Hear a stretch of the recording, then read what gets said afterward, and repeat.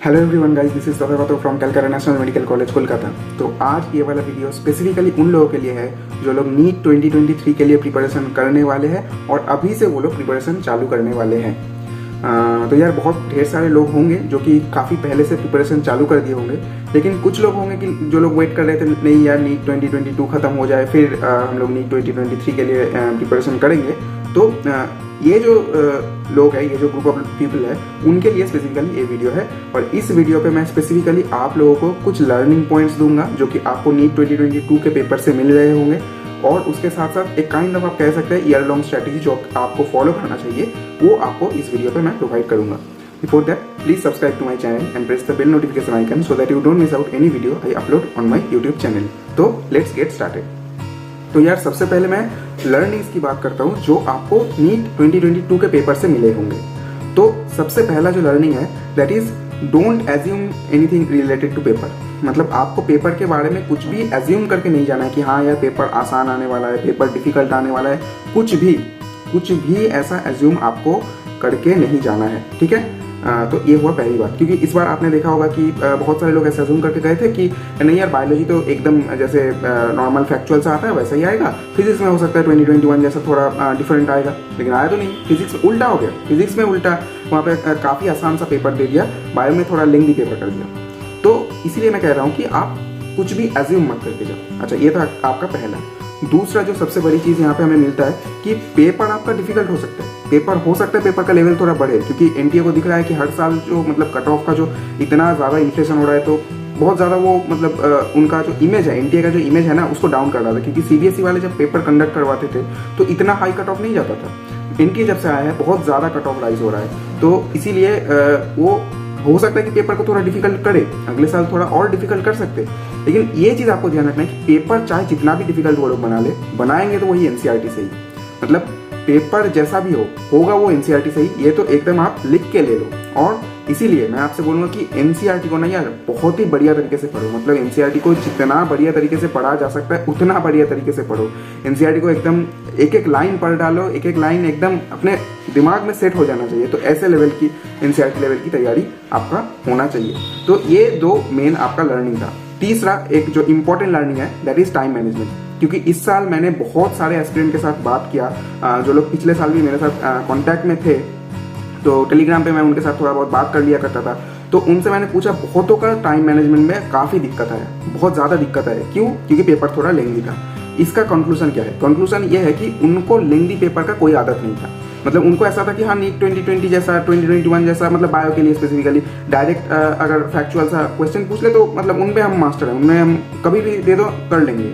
लेकिन अगर थोड़ा कॉन्सेप्चुअल आ जाए, अगर थोड़ा लेंथी आ जाए, अगर थोड़ा घुमा दे लैंग्वेज, तो मतलब गड़बड़ हो जाता है, तो मतलब एकदम हार्ट बीट बढ़ जाता है। तो ऐसा सिचुएशन होता है। तो ये आपको मैं बोलूँगा कि एनसीईआरटी का ना मतलब बिटवीन द लाइन्स कुछ चीज़ें होते हैं। मतलब एनसीईआरटी में जो लिखे हुए तो है लेकिन डिटेल में लिखे नहीं हुए हैं, तो उन चीज़ों को आपको थोड़ा पढ़ लेना चाहिए। मतलब वो आपको फील हो सकता है कि वो तो आउट ऑफ एनसीईआरटी है, लेकिन उसको आउट ऑफ एनसीईआरटी मत मानना, उसको एनसीईआरटी में से ही मान के थोड़ा बहुत पढ़ लेना। ये इंपॉर्टेंट है, क्योंकि हो सकता है अगले साल पेपर का मतलब बायोलॉजी में थोड़ा और ऐसा लेवल इंक्रीज करे। और असर्शन रीजन टाइप ऑफ जो प्रॉब्लम है ना, उसका प्रैक्टिस काफ़ी अच्छे से होना चाहिए। स्टेटमेंट बेस्ड क्वेश्चन जो है उनका प्रैक्टिस भी काफ़ी अच्छे से होना चाहिए, क्योंकि हर साल अभी असर्शन रीजन का नंबर बढ़ता जा रहा है, स्टेटमेंट बेस्ड क्वेश्चन का नंबर बढ़ता जा रहा है। तो ऐसे टाइप के जो क्वेश्चन है जो थोड़ा आपका टाइम कंज्यूम करते हैं, तो इनको आपको अच्छे तरीके से करने हैं। तो ये कुछ लर्निंग थे जो इन सारी चीज़ों को आपको जान के 2023 का प्रिपरेशन चालू करना चाहिए। अच्छा, अब आते हैं जो स्ट्रैटेजी, मेन स्ट्रैटेजी पार्ट पे। तो यार सबसे पहले जो अभी से प्रिपरेशन चालू कर रहे हैं उनको मैं कंग्रेचुलेट करना चाहूँगा कि आप लोग ये नीट जैसे एग्जाम का प्रिपरेशन के बारे में सोच रहे हैं। क्यों ऐसा मैं बोल रहा हूँ? क्योंकि आप हर साल देख रहे हैं कितना ज़्यादा इसमें कॉम्पिटिशन बढ़ता जा रहा है। नीट 2019 में कहाँ 15 लाख एस्पिरेंट थे, यहाँ 2022 में 18 लाख एस्पिरेंट हो गए। हो सकता है अगले साल वो 19-20 लाख तक चला जाए। तो हर साल एस्पिरेंट बढ़ता जा रहा है और कंपटीशन भी हर साल बढ़ता जा रहा है। मतलब 2019 पे 600 नंबर पे कितना रैंक आता था और 2021 में या 22 में भी जो रैंक आएगा वो करीब करीब उससे डबल होगा। तो मतलब कितना ज़्यादा कंपटीशन बढ़ रहा है, इतना हाई कंपटीशन है। मतलब 1 या 2% का ही सिलेक्शन होगा पूरे जो 18 लाख 20 लाख जितना भी हो जाए। तो इतना ज़्यादा कंपटीशन के बावजूद आप जो ये मतलब आप अपना जो करेज दिखा रहे हैं कि हाँ यार मुझे इस एग्ज़ाम के लिए प्रिपेयर करना है, तो ये काबिल तारीफ है। ये डेफिनेटली मैं आपको सबसे पहले तो कॉन्ग्रेचुलेट करूँगा। अच्छा, दूसरा, मैंने जो भी यहाँ पे वीडियो पे आपको लर्निंग बोला, इन सारे लर्निंग को आपको अपने डेली लाइफ पे इंक्लूड करना है कि हाँ यार ये जो चीज़ें हैं ये लर्निंग है, ये कुछ एक्सपीरियंस से बोल रहे हैं जो आपके भैया। तो क्योंकि मैंने भी एग्जाम दिया, मैंने 3 बार एग्जाम दिया, तो उनको फॉलो करना है। उनको ऐसा नहीं है कि हाँ यार वो बोल दिया, वीडियो देख लिया, बस चलो काम खत्म, ऐसा नहीं होना चाहिए। अच्छा, अब आते हैं स्ट्रैटेजी पे। तो स्ट्रैटेजी पे यार बायोलॉजी पे सबसे पहले आते हैं। तो बायोलॉजी पे मैं आपसे बोलूँगा ईयर लॉन्ग हो जब भी हो, मतलब बायोलॉजी के लिए तो एनसीईआरटी से बेस्ट बुक है ही नहीं अभी नीट के लिए। मतलब अगर कोई नीट के लिए प्रिपेयर कर रहा है तो उसके लिए एनसीईआरटी का जो 2 किताब है वो हो सकता है आपको पतला लगे। अभी इनिशियली आपको लग सकता है कि यार ये तो वो इतना पतला सा किताब है, उसमें क्या ही होगा, लेकिन उस किताब में ही जो मतलब जो गोल्ड माइन कहते हैं ना, तो गोल्ड माइन है। तो उस किताब को आपको बढ़िया तरीके से करना है। आपको टारगेट लेके चलना है कि नीट 2023 आते आते आपको वो जो किताब नीट एनसीईआरटी का जो 2 किताब बायोलॉजी का, वो कम से कम 10 बार रिवीजन हो जाना चाहिए। मतलब 2 फिगर पे रिवीजन तो होना ही होना चाहिए। आप उस 10 से ज्यादा जितना कर सकते हैं वो तो आपका बेनिफिट है, लेकिन कम से कम 10 बार रिवीजन होना चाहिए। ये आपका बायोलॉजी के लिए है। और क्वेश्चन प्रैक्टिस के लिए आप कोई भी स्टैंडर्ड मॉड्यूल कर सकते हैं, लेकिन ये चीज ध्यान रखना कि क्वेश्चन प्रैक्टिस बिल्कुल एनसीईआरटी बेस्ड होना चाहिए। हाँ, एनसीईआरटी में लैंग्वेज ट्विस्ट हो सकता है, एनसीईआरटी में थोड़ा डिफिकल्ट लेवल का कर सकते हैं, लेकिन एनसीईआरटी बेस्ड होना बहुत ज्यादा जरूरी है। ठीक है, तो ये है बायोलॉजी के लिए। और बायोलॉजी के लिए यार मैं एक और चीज बोलूंगा कि आप जब भी क्वेश्चन प्रैक्टिस कर रहे हैं ना, आप अगर 90 क्वेश्चन की प्रैक्टिस कर रहे हैं तो इनिशियली आप क्या करते थे, 50 मिनट टाइम लेते थे। अभी अगर आप डायरेक्ट फैक्चुअल क्वेश्चन करेंगे तो मैं आपसे सजेस्ट करूंगा कि उसको आप 40 मिनट में करने की कोशिश कीजिए विथ ओएमआर फिलअप, ताकि अगर फिर से लेंथी पेपर आ जाए तो आपको टाइम का कोई दिक्कत नहीं आए। ये था बायोलॉजी के लिए। अच्छा, केमिस्ट्री के लिए अगर हम आए तो केमिस्ट्री के लिए भी एनसीईआरटी बहुत ही ज्यादा इंपॉर्टेंट है। मतलब केमिस्ट्री के लिए स्पेसिफिकली इनऑर्गेनिक केमिस्ट्री अगर है तो बायोलॉजी की तरह ही आपको line by line word by word पढ़ना है, सारे एक्सेप्शंस याद रखने हैं। तो ऐसे तरीके से आपको इनऑर्गेनिक के लिए करने हैं। अब ऑर्गेनिक केमिस्ट्री में यार थोड़ा इसमें चेंज आता है। मतलब ऑर्गेनिक केमिस्ट्री में जो जीओसी, रिएक्शन मैकेनिज्म, जो भी कॉन्सेप्चुअल पार्ट है ना, वो एनसीईआरटी पे उतना अच्छे से दे नहीं रखा है, तो उनमें आपको थोड़ा एक्स्ट्रा जाना पड़ेगा। अब एक्स्ट्रा जाना पड़ेगा मतलब क्या, आप कोई भी स्टैंडर्ड रेफरेंस बुक उठा सकते हैं, मतलब जो भी मार्केट में अवेलेबल है। मैं कोई स्पेसिफिकली यहाँ पे सजेस्ट नहीं करूंगा, आप मतलब कोई भी स्टैंडर्ड बुक जो भी मार्केट में अवेलेबल होते हैं वो अच्छे ही होते हैं। ऐसा नहीं है कि कोई किताब अच्छा होता है कोई बुरा होता है, सारे में ही मोर और लेस सेम कंटेंट ही होते हैं। तो कोई भी आप एक स्टैंडर्ड किताब उठा के कर सकते हैं, या फिर अगर आप कोचिंग में एनरोल्ड है तो कोचिंग के लेक्चर में तो आई थिंक वो करवा ही दे रहे होंगे, तो उससे आपको कर लेना है। अच्छा, अब ये था आपका ऑर्गेनिक केमिस्ट्री के लिए। बाकी जो नॉर्मल अल्कोहल, फिनॉल, ईथर वगैरह जो चैप्टर है ना, इनमें आपका एनसीईआरटी सफिशिएंट है। अल्टीमेटली प्रैक्टिस मैटर करते हैं। मतलब एक बार आपको कॉन्सेप्ट क्लियर हो जाए, सब हो जाए, उसके बाद आपको ऑर्गेनिक में डिफरेंट जो रिएक्शन, डिफरेंट कन्वर्सन, इसको लिख के प्रैक्टिस करना है, क्योंकि इसमें काफी सारा मेमोराइजिंग का भी खेल है। तो इसलिए आपको थोड़ा लिख के प्रैक्टिस करना पड़ेगा ऑर्गेनिक के लिए। तो ये था ऑर्गेनिक के लिए। कमिंग टू फिजिकल केमिस्ट्री, ये थोड़ा मतलब स्टूडेंट के लिए डिफिकल्ट होता है। बहुत सारे स्टूडेंट को मैंने देखा है फिजिकल केमिस्ट्री में स्ट्रगल करते हुए। तो फिजिकल केमिस्ट्री के लिए ना यार आप रटने की कोशिश मत करो, चीज़ों को वहाँ पे रटो मत। वो पूरा कॉन्सेप्चुअल है। मतलब पूरा जो फिजिकल केमिस्ट्री है ना, वो पूरा कॉन्सेप्चुअल है। उसमें आपको कॉन्सेप्ट पे ध्यान देना है। मतलब कैसे भी करके आपको कॉन्सेप्ट क्लियर करना है। आप कोई भी स्टैंडर्ड किताब उठा लो, लेक्चर अगर कोचिंग में एनरोल्ड हो तो कोचिंग के लेक्चर, यूट्यूब लेक्चर, कुछ भी उठा लो, लेकिन कॉन्सेप्ट क्लियरेंस बहुत ही ज़्यादा इंपॉर्टेंट है और वहाँ पे फिजिकल केमिस्ट्री के लिए। तो फिजिकल केमिस्ट्री में यही है, कॉन्सेप्ट क्लियरेंस है। और फिजिकल केमिस्ट्री में एक चीज़ मैं आपको रिकमेंड करूंगा कि आप जब भी पढ़ रहे हैं ना, तो साथ साथ आप फॉर्मूला शीट प्रिपेयर कर लेना, क्योंकि वो फॉर्मूला शीट आपको ना जब आप एग्जाम देंगे, एग्जाम के बहुत पास जब होंगे तो बहुत ज़्यादा आपके लिए बेनिफिशियल रहेगा। तो ये फॉर्मूला शीट जरूर यार बना लेना, मतलब पूरा फिजिकल केमिस्ट्री के लिए। और बाकी कुछ जो रिमेनिंग फ्री चैप्टर्स बच जाते हैं, मैं उनको फ्री का चैप्टर ही कहता हूँ, क्योंकि बहुत ज़्यादा स्कोरिंग होते हैं, like biomolecules, polymer, chemistry in everyday life. तो ये सारे जो चैप्टर होते हैं, ये आप मतलब ऐसे ही पैसिवली बस रीड करते जाओ। मतलब आपका एक हर दिन होना चाहिए, या हर एक हफ्ते में होना चाहिए कि हाँ यार एक वीक में मैं उस चैप्टर का 3-4 पेज पढ़ लूंगा। तो ऐसे पैसिवली जस्ट रीड करते हुए जाना। तो इससे क्या होगा, आपका मतलब हो जाएगा। वो बहुत ही आसान चैप्टर है। हाँ, कुछ नाम याद रखने होते हैं तो उनको आप स्पेसिफिकली लिख के याद कर सकते हैं। उसमें ऐसा कुछ खास नहीं है। वो मतलब वो 4 चैप्टर ऐसे फ्री के है तो उनसे 5 क्वेश्चन एक्सपेक्टेड है। तो 20 नंबर अगर फ्री के मिल रहे हैं तो क्यों छोड़े उसको। आपको कोई लेक्चर भी देखने की जरूरत नहीं पड़ेगा, खुद आप एनसीईआरटी से पढ़ लेंगे, हो जाएगा। अच्छा, इसके बाद आते हैं फिजिक्स पे।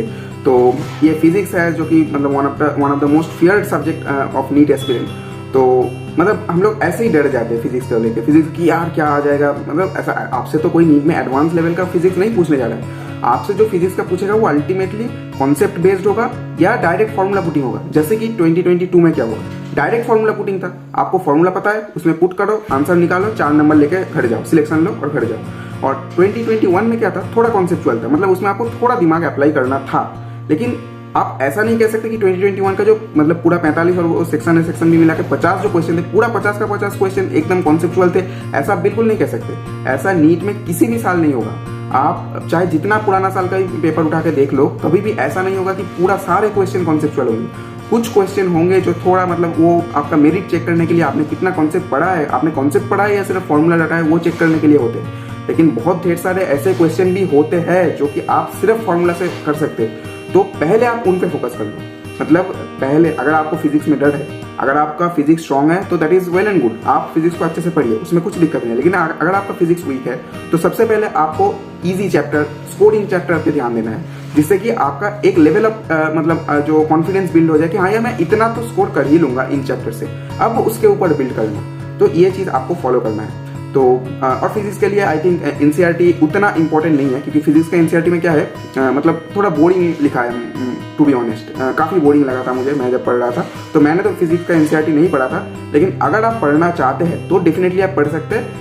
स्पेसिफिकली मैं बोलूँगा कि आप जो थियोरेटिकल चैप्टर होते हैं, लाइक रे ऑप्टिक्स का थियोरेटिकल पार्ट, आपका मॉडर्न फिजिक्स पूरा, वेव ऑप्टिक्स का थियोरेटिकल पार्ट, इलेक्ट्रोमैग्नेटिक वेव, तो ये जो चैप्टर होते हैं ना ये काफी थियोरेटिकल होते हैं। इनमें से जैसे इलेक्ट्रोमैग्नेटिक वेव से तो इस साल भी एक क्वेश्चन पूछा था, जो कि डायरेक्ट एनसीईआरटी में जो फैक्ट दे रखे थे उनसे पूछ लिया। मतलब फिजिक्स में भी आजकल फैक्ट्स पूछा जा रहा है, तो इसीलिए मैं बोलूंगा कि इन चैप्टर्स के लिए स्पेसिफिकली एटलीस्ट आप पढ़ लेना।